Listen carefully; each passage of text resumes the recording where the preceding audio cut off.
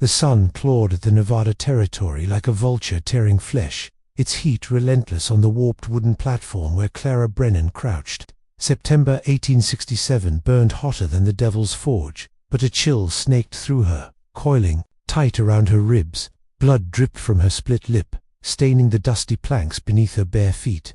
Her shoes were gone, sold to pay for her father's pine box burial. Her torn dress, once a soft blue muslin from Boston's finest shop, clung to her bruised arms like a second skin, too thin to shield her from the leering eyes of the crowd.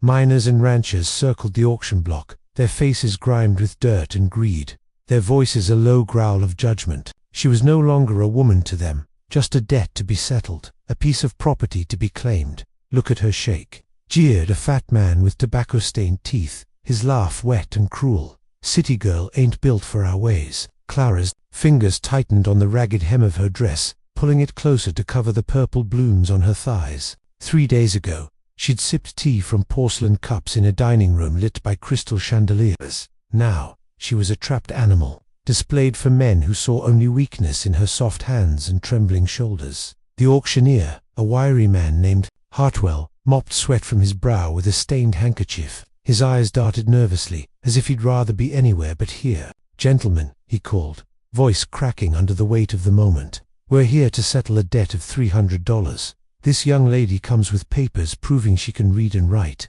What good's reading gonna do me?" A bearded miner spat, his voice rough as gravel. "I need a woman who can cook beans and mend socks."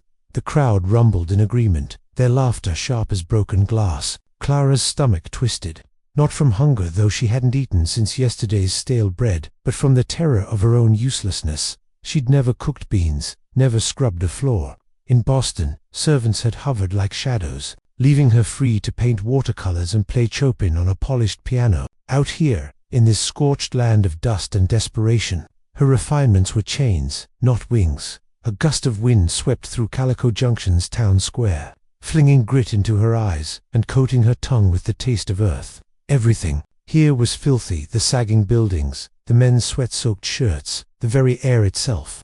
Clara wondered if she'd ever feel clean again. She pressed her knuckles against the platform, the wood burning her skin, and whispered, "Papa was a good man." But the words felt hollow. Her father's kind face was fading, replaced by the memory of his broken body on a dusty road, crushed beneath a wagon wheel.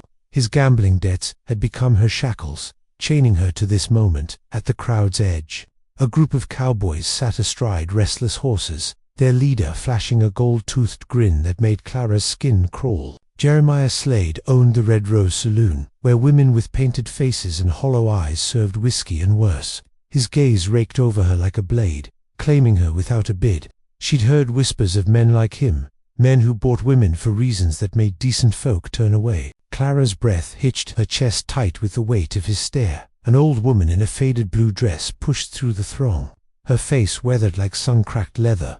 "Poor child," she muttered, loud enough for Clara to hear. "Selling people like cattle ain't right." But her pity was a lone spark in a sea of indifference. Most of the crowd saw Clara as a burden, another mouth to feed in a land where water was scarcer than mercy. Kindness was a luxury here, and survival favored the ruthless. Clara's mind drifted to the stagecoach ride west, her father's promises echoing like a half-remembered song.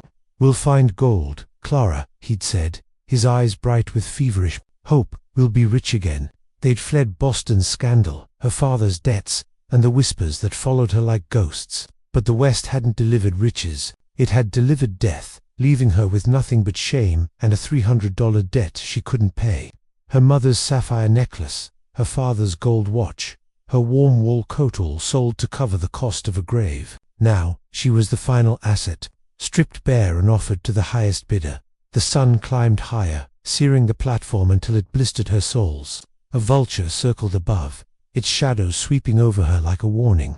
Clara shivered though, sweat stung her eyes. What happened to her face? A young cowboy asked, pointing at the bruise blooming across her cheek. Hartwell shuffled his papers, avoiding her gaze. Some trouble last night, nothing serious. But Clara remembered every second of that trouble, the men who'd burst into her father's rented room, demanding payment.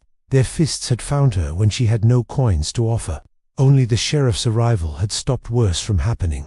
Crowd grew restless, horses stamping, men wiping sweat from their brows. Clara sat still, afraid to move, afraid to draw more attention.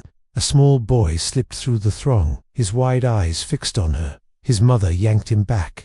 "Don't look, Jimmy. It ain't proper." Clara wanted to scream that she wasn't always like this. She'd worn silk gowns and danced beneath chandeliers. She'd studied French and read poetry that made hearts ache. But those days were a dream, dissolving in the harsh light of this new reality. The church bell tolled noon, its chime heavy in the dry air. Clara's stomach growled, but hunger was just another weight to carry. Hartwell raised his gavel, his voice thin but resolute. "Time to start the bidding. What am I offered for this young woman? Comes with a certificate of good character." The certificate was a lie, forged to make her more sellable. But Clara stayed silent. Lies were her currency now, the only thing keeping her alive. No bids came. The crowd muttered, sizing her up and finding her wanting.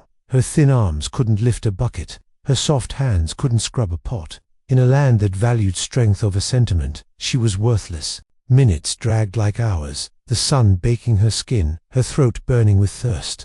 She felt dizzy, the world tilting as if she might fall off the platform and into oblivion. Was this how her story ended and wanted unsold, fading into the dust? Then, a deep voice sliced through the murmurs like a blade.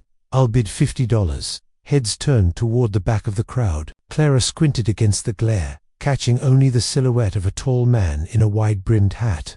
The crowd stirred, whispers buzzing like flies. $50 was real money in Calico Junction for a horse, a month's supplies, a stake in a small claim. Who was this man, and why would he risk so much on a stranger? Hartwell's face lit up, sensing profit. $50. Do I hear 60? 55? Called another voice, oily and familiar.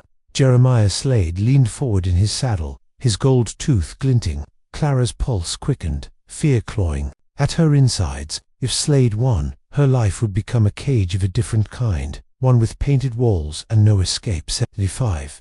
The first voice countered, calm but unyielding. The crowd parted slightly, revealing the bidder. He was older than Slade, perhaps 40, with sun-weathered skin and grey eyes that held steady as stone. His clothes were plain but clean, his hands calloused from work. A scar traced his jaw, pale against his tan, telling a story of survival. Something in his gaze reminded Clara of her father before the gambling fever consumed him. Kindness, tempered by strength. 100. Slade shot back, his smile twisting into something predatory. He was enjoying the game, relishing the power of his wealth. Clara felt like a prize steer, her worth measured in coin and cruelty. The gride man stepped into the sunlight, his mare waiting patiently behind him. 150, he said, his voice steady as if he were bidding on fence posts, not a human life. A gasp rippled through the crowd. That was more money than most men here saw in months. Slade's smile faltered, his horse shifting nervously beneath him. 200. Slade growled, his hand twitching toward the pistol at his hip. The crowd tensed, sensing the shift from auction to confrontation. Clara's heart pounded, her breath shallow. She was a pawn in a game she didn't understand, her fate hinging on two men's pride. The gride man met her gaze for the first time, and something passed between them, not possession, but recognition, like a lantern, flickering in a storm. 250, he said softly, but the words carried the weight of a vow. The crowd fell silent, even the horses still. That kind of money could buy land, cattle, a future.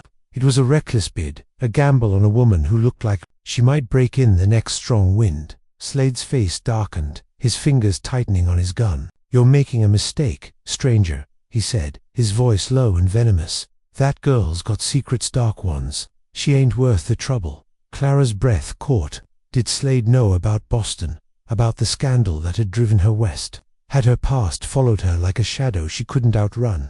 The gride man didn't flinch. "Every soul's got secrets, Slade," he said. "Question is, do you judge 'em by their worst day, or give 'em a chance to prove their worth?" His words struck Clara like a bell, clear and resonant. When had anyone last spoken of her worth? For months, she'd been a burden, a failure, a debt. This stranger was offering something she'd almost forgotten: hope. 300, he said, his voice final, like the closing of a heavy door. The crowd erupted in whispers. $300 was a fortune, enough to change a life. Hartwell's jaw dropped, his gavel trembling in his hand. He'd expected to sell Clara for a pittance, leaving her with a debt she'd never repay. This was a miracle wrapped in madness. Slade's face flushed red, his hand gripping his pistol, so tightly Clara thought he might draw. But murder in broad daylight, even for a man like Slade, would bring the law down hard. "You don't know what you're buying," he spat. "When you learn the truth, don't come crying to me." The gride man ignored him, stepping forward to hand Hartwell a leather pouch, heavy with gold coins. 300, as agreed, he said. Hartwell's hands shook as he took the money, his eyes wide with disbelief. 300 for the young lady, he stammered. Going once, going twice sold. The gavel fell, sharp as a gunshot. Clara's world spun. In minutes, her life had shifted from despair to something she couldn't name. She belonged to this stranger now. But what did that mean? Was he her savior, or just a kinder captor?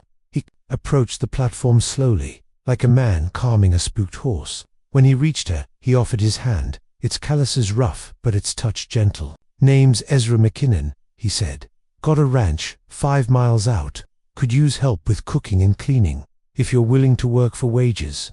The word willing hit her like a gust of fresh air. When had anyone last asked what she was willing to do? Her choices had been stolen long ago, replaced by debts and demands. She placed her trembling hand in his, feeling the strength in his grip as he helped her stand. For the first time in days, she was on her feet, not crawling or crouching. "Thank you," she whispered, her voice barely a breath. Ezra nodded, draping a woolen blanket over her shoulders. Its coarse fibers scratched her skin, but its warmth felt like a shield, hiding her torn dress and battered pride. As they walked to his horse, Clara glanced back at Slade, still watching from across the square. His gold tooth gleamed, his smile a promise of trouble yet to come. She shivered, clutching the blanket tighter. The mare beneath them snorted as they left Calico Junction behind, the town's dust giving way to the open desert. Clara sat in front of Ezra, his arms steady around her waist, keeping her secure as the horse picked its way along a rocky trail. The sun beat down, but the air grew cooler as they climbed into the mountains. Pine trees replaced sagebrush, their scent sharp and clean. A creek gurgled nearby, its sound a balm to her parched throat. "How much farther?" she asked, her voice hoarse from dust and fear. 2 miles, Ezra said. "Ranch sits in a valley between ridges. Good water, decent grazing. My wife picked the spot when we came west." Wife. Clara's heart stuttered. A wife changed everything. What woman would welcome a stranger bought at auction into her home? Was she walking into a different kind of trap? Ezra's silence stretched, heavy as the blanket around her shoulders. When he spoke, his voice carried a grief that cut deeper than any blade. "Martha passed 3 years back. Fever took her and our daughter Annie in the same week. Been alone since." Clara's fear dissolved into shame. This man had lost everything, yet he'd spent his savings to free her. Why? What did he see in her desperate eyes that made her worth such a price? She wanted to ask, but the words stuck in her throat, choked by the dust of the trail and the weight of his loss. The trail opened into a green valley, where a log cabin nestled beside a clear stream.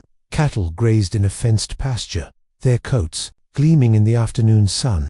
Chickens scratched near the house, and a vegetable garden stood in neat rows, though weeds crept around its edges. The cabin's windows were cloudy with grime, and a pile of unwashed clothes hung limp on a sagging line. It was a home, but one that had forgotten how to live. Ezra helped her down from the horse, his hands careful, never lingering. "House needs a woman's touch," he said, almost shyly.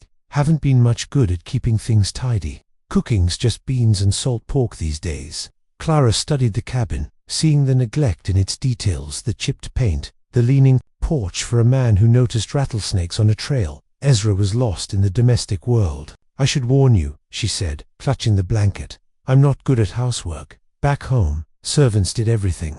I can read and write, even speak some French, but I've never cooked or washed clothes." She braced for his disappointment, expecting him to regret his reckless bid. Instead, he smiled, a real smile that crinkled the corners of his eyes. "French won't help with cattle, but reading's valuable out here. The rest we'll learn together. I wasn't born ranching, either had to figure it out the hard way." His patience was a gift she hadn't expected, a crack of light in her darkened world. Ezra led her to the cabin's door, pausing with his hand on the latch. Before we go in, you need to know something. You're not a slave here, Clara. I paid your debt because it was right, not to own you. You're free to leave whenever you want. Leave. The word felt foreign, impossible. Where would I go? I have no money, no family, nothing. That's your choice, he said simply. But if you stay, you'll work for fair wages and respect, room and board included. No man will touch you without your say-so, not even me. Tears stung her eyes, blurring the valley around her. Freedom was a word she'd stopped believing in, yet here it was, offered by a stranger who'd seen something in her worth saving. She followed him inside, the cabin's dim interior smelling of dust and loneliness.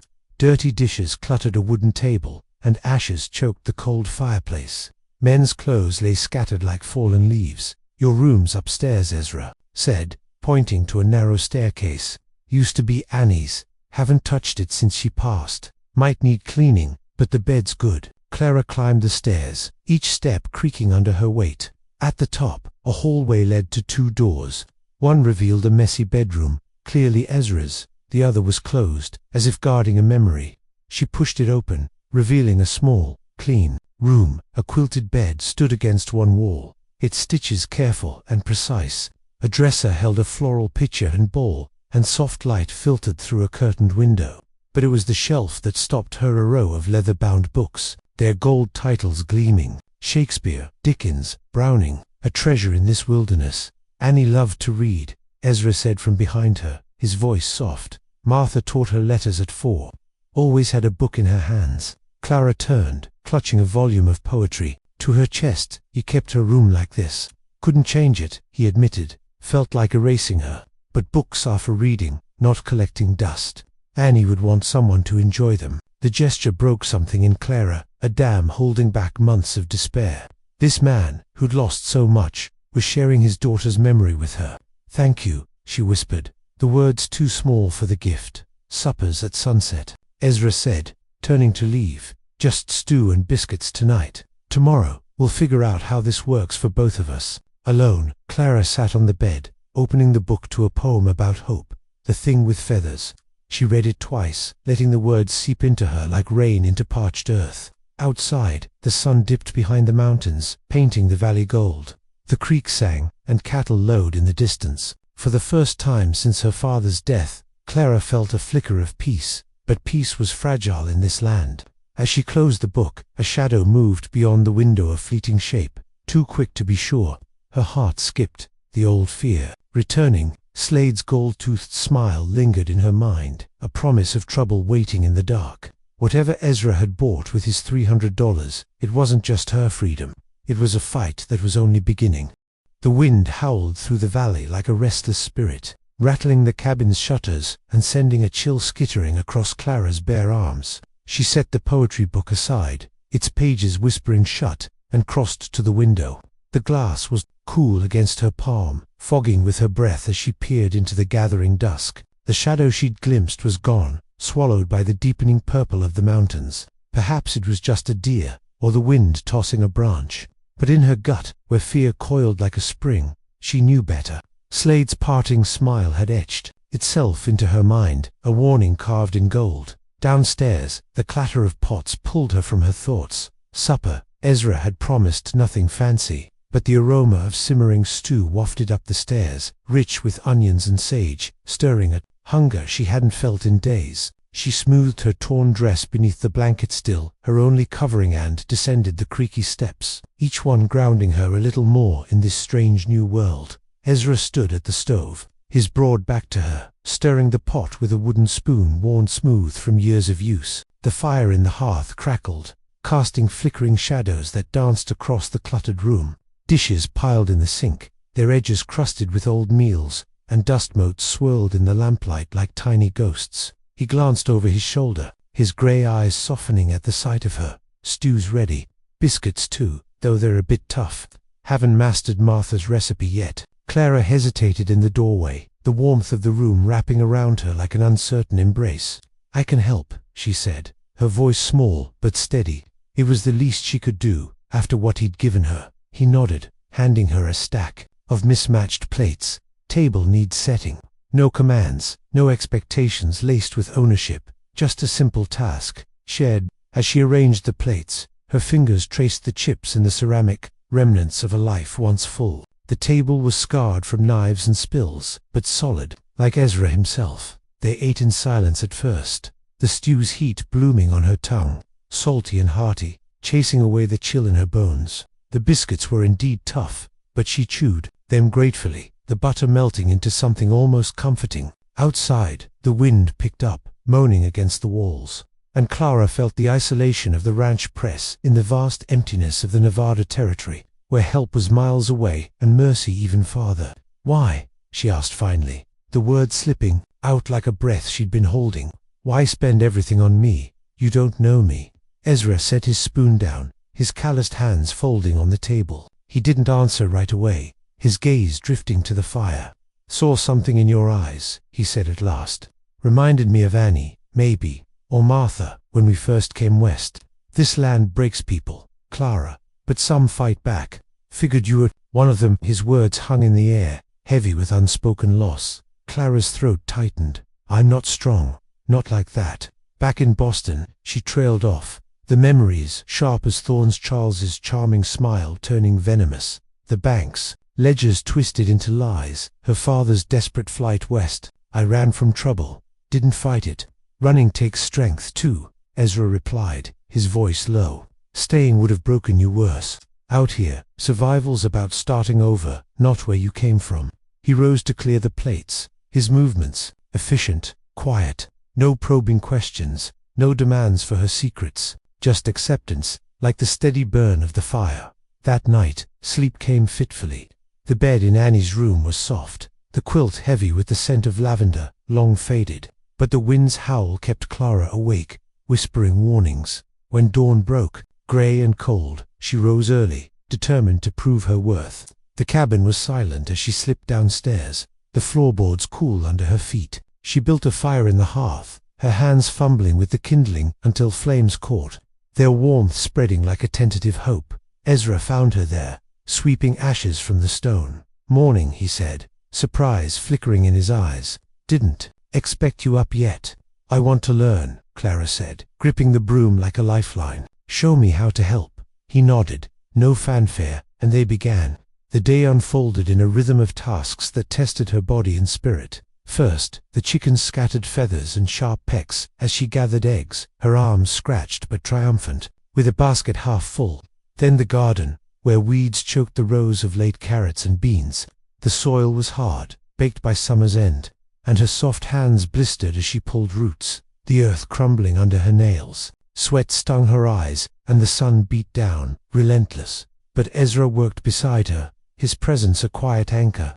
"Like this," he said, demonstrating how to loosen the soil with a hoe, his strokes sure and measured. Their hands brushed once, accidental, sending a spark through her, not desire, but connection, born of shared effort. By noon, her back ached, her dress stiff with dirt, but the garden looked tended, alive. They ate cold stew on the porch, the valley stretching before them like a painted canvas, green pastures dotted with cattle, pines whispering on the ridges. A hawk circled overhead, its cry piercing the quiet. "Winter's coming," Ezra said, breaking the silence. "Need to stock hay, mend fences. Storms hit hard up here." Clara nodded, the weight of survival settling on her. "What if I'm not enough? What if I can't keep up?" "You will," he said simply, "one day at a time." His faith in her, unearned but given freely, chipped at the walls she'd built around her heart.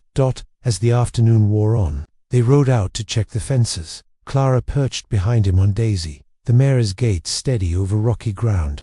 The wind carried the scent of sage and distant rain, and Clara felt the land's vastness swallow her fears.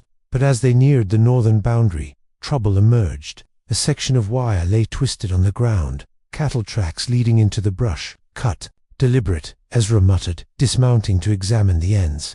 The wire was clean sliced, not frayed. Someone's work. Clara's stomach knotted. Slade could be. His jaw tightened, but he said no more, his silence a shield against anger. They herded the strays back, Clara learning to whistle and wave her arms, her voice cracking at first, but growing firmer. By dusk, the fence was mended, her muscles burning, but a quiet pride bloomed in her chest. She'd contributed, not just endured. Supper that evening was biscuits again, hers this time.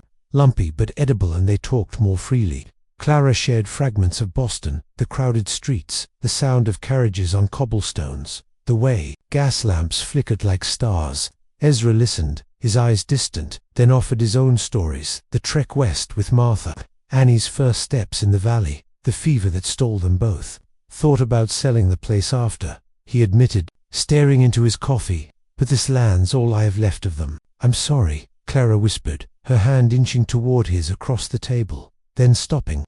Touch felt too intimate, too soon. He shrugged, but his voice softened. You're giving it life again. That's something. The next days blurred into a pattern of labor and learning. Clara burned her first pot of beans, the smoke choking the kitchen, but Ezra just opened windows, and laughter rare, deep sound that warmed her more than the fire. She washed clothes in the stream, her knees raw on the rocks, the cold water numbing her fingers, but the clean linens drying in the sun felt like victory.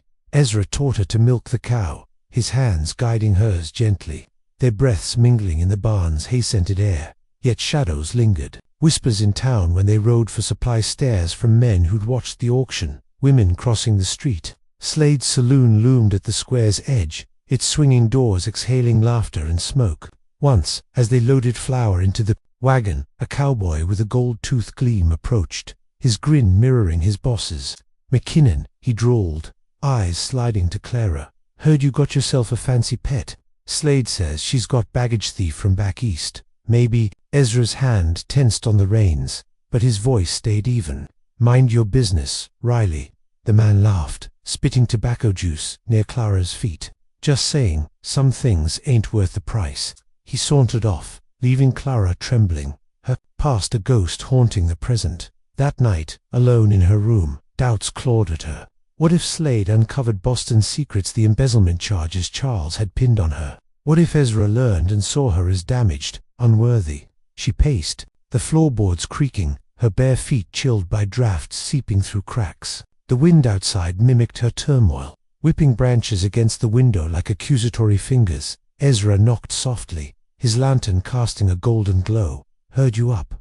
Everything all right?" She wrapped her arms around herself, the blanket slipping. What if he's right? What if I'm trouble? He stepped in, setting the lantern down. "Trouble finds everyone out here. Question is, do you let it define you?" His eyes held hers, steady, seeing past her fears to the woman fighting beneath. "I stole nothing," she blurted, the words tumbling out. "My fiance. He framed me, stole from his father's bank, blamed me when I found out." Ezra didn't flinch. "Believe you why?" Her voice broke, tears hot on her cheeks. "Because I've seen you work, seen you try. That's truth enough." He didn't touch her, but his presence filled the room, a quiet strength that eased her storm. From then on, their bond deepened, forged in small acts, sharing coffee at dawn, watching stars prick the velvet sky, mending a calf's leg together in the barn. Clara's hands toughened, blisters turning to calluses, her body adapting to the land's demands. But the frontier's harshness amplified every strain.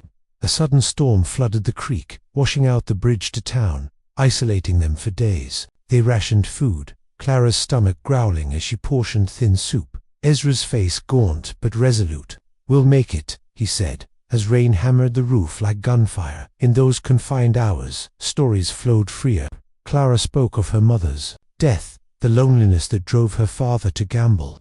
Ezra shared Martha's laughter, Annie's love for wildflowers. Grief bound them, not passion, mutual respect, born of loss and endurance. But external threats mounted. One morning, smoke rose from the barn, flames licking the hayloft. "Fire!" Clara screamed, grabbing buckets as Ezra raced from the fields. The heat blasted her face, smoke burning her lungs, as they formed a desperate line to the stream.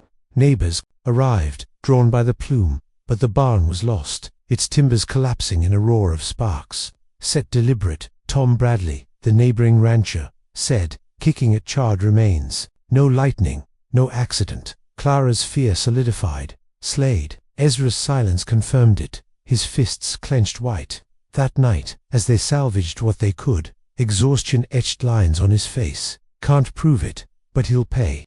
Internal conflict simmered too. Clara woke from nightmares of Boston Charles's sneering face, irons clamping her wrists. She questioned her place. Was she pulling Ezra into her chaos?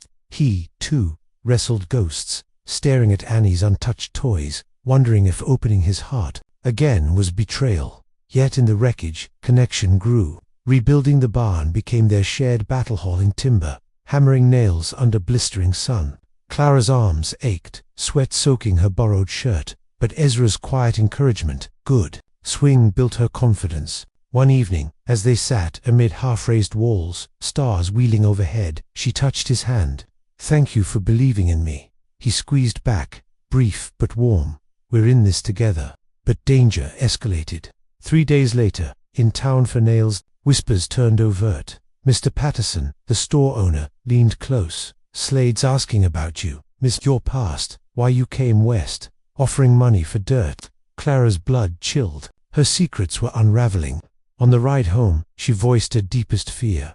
"Maybe I should leave, before I bring more trouble." Ezra pulled Daisy to a halt, turning to face her. "Running won't stop men like Slade, and I don't want you gone." His eyes held hers, vulnerability cracking his stoic facade. "This place was empty before you." The admission hung between them, fragile as frost. Not love, not yet, but a partnership tempered in fire and hardship. That night, hoofbeats echoed in the valley. 3 riders approached, silhouettes against the moon. Slade led, his gold tooth flashing. "McKinnon," he called, voice slick with menace. "Time we talked about your little acquisition." Ezra grabbed his rifle, stepping onto the porch. Clara stood beside him, heart pounding, the wind carrying the scent of gun oil and threat. The frontier's cruelty had forged their bond, but now it tested it, would it hold, or shatter under the weight of secrets and vengeance.